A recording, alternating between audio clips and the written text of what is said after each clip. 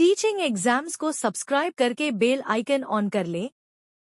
Hello, कभी सोचा है कि हमारी ये दुनिया, ये कुदरत आखिर काम कैसे करती है? आज हम इसी पहेली को सुलझाने वाले हैं। हम पारिस्थितिकी यानी इकोलॉजी के उन बिल्डिंग ब्लॉक्स को समझेंगे जिनसे हमारी पूरी दुनिया बनी है। तो तैयार हो जाइए, ये सफर बहुत मजेदार और ज्ञान से भरा होने वाला है। तो चलिए सबसे पहले एक बुनियादी सवाल से शुरू करते हैं। हम सब एनवायरनमेंट या पर्यावरण शब्द का इस्तेमाल तो खूब करते हैं, पर क्या कभी सोचा है कि ये शब्द असल में आया कहाँ से है? ये शब्द आया है एक फ्रेंच शब्द एनवायरोनेर से, जिसका मतलब होता है पड़ोस या आसपास की जगह। है ना मजेदार बात? मतलब जब भी हम अपने पर्यावरण की बात करते हैं, तो हम असल में अपने पड़ोस की ही बात कर रहे होते हैं। ठीक है, तो अब जब हम ये जान गए हैं कि पर्यावरण हमारा पड़ोस है, तो चलिए अब ये देखते हैं कि भाई इस पड़ोस में आखिर है क्या-क्या। इसे समझने का सबसे आसान तरीका है कि हम इसे दो मेन हिस्सों में बांट लें। तो हमारे पर्यावरण में दो तरह की चीजें होती हैं। एक होती है जैविक, मतलब जिनमें जान है, जो जिंदा हैं, और दूसरी होती है अजैविक, यानी जिनमें जान नहीं है, जो निर्जीव हैं। समझ लीजिए, यही इकोलॉजी की एबीसी है। इसे समझना बहुत बहुत जरूरी है। अब सवाल ये है कि इन दोनों को याद कैसे रखा जाए। फिक्र मत कीजिए, इसके लिए एक बड़ी कमाल की ट्रिक है। बायोटेक यानी जैविक में बायो शब्द पर गौर कीजिए। ये बायोलॉजी जैसा नहीं लगता? और बायोलॉजी मतलब जीवन का विज्ञान। तो बस हो गया, बायोटेक मतलब जीवित। सिंपल। कितना साफ साफ फर्क है। जैविक यानी जिंदा चीजों में आ गए सारे पेड़ पौधे, जानवर, फंगस वगैरह, और दूसरी तरफ अजैविक यानी निर्जीव चीजों में आ गई जमीन, पानी, हवा और तापमान जैसी चीजें। अब एक कदम और आगे बढ़ते हैं। अब हम ये देखेंगे कि ये जो सारी निर्जीव चीजें हैं, ये सब मिलकर हमारी पृथ्वी पर जीवन के लिए एक स्टेज, एक मंच कैसे तैयार करती हैं।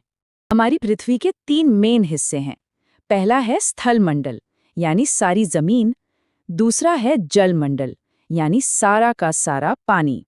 और तीसरा है वायुमंडल, यानी हवा की वो चादर जिसने हमारी पृथ्वी को लपेट रखा है। और जब ये तीनों, जमीन, पानी और हवा, एक जगह आकर मिलते हैं, तो एक खास जोन बनता है। इसे हम कहते हैं जीवमंडल या बायोस्फीयर। यही वो अनोखी जगह है, वो लाइफ सपोर्टिंग जोन, जहां हम और आप जैसे जीव रह पाते हैं। तो हमारा स्टेज तो अब तैयार है, जीवमंडल। अब बात करते हैं उस इंजन की जो इस पूरे शो को चलाता है। और वो इंजन है हमारा पारिस्थितिकी तंत्र, जिसे हम इकोसिस्टम भी कहते हैं। अगर आसान भाषा में कहूं तो इकोसिस्टम एक ऐसा जाल है जहां हर जिंदा चीज एक दूसरे पर और अपने आसपास के माहौल पर निर्भर करती है। ये शब्द सबसे पहले एजी टैंसले ने इस्तेमाल किया था।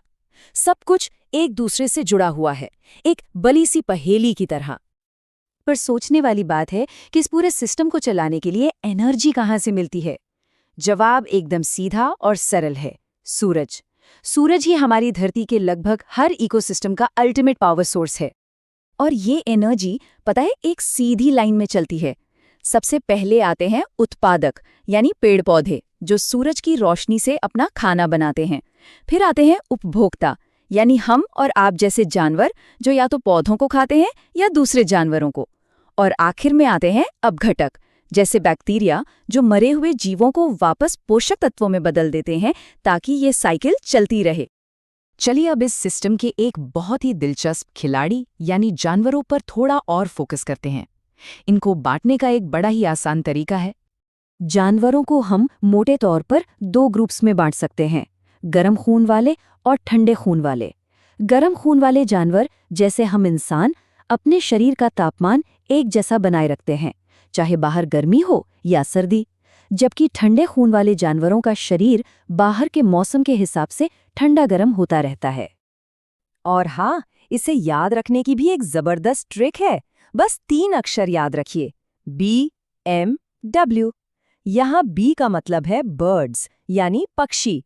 M का मतलब है मैमल्स, यानी स्तनधारी। और W का मतलब है वार्म ब्लडेड। है ना कमाल की ट्रिक? BMW यानी बर्ड्स और मैमल्स गर्म खून वाले होते हैं।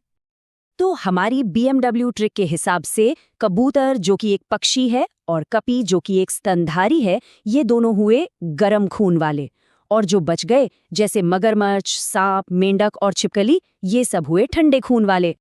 तो हमने ये सब बातें तो जान ली, जैविक, अजैविक, इकोसिस्टम, पर अब सबसे बड़ा सवाल ये है कि ये सब जानना इतना जरूरी क्यों है?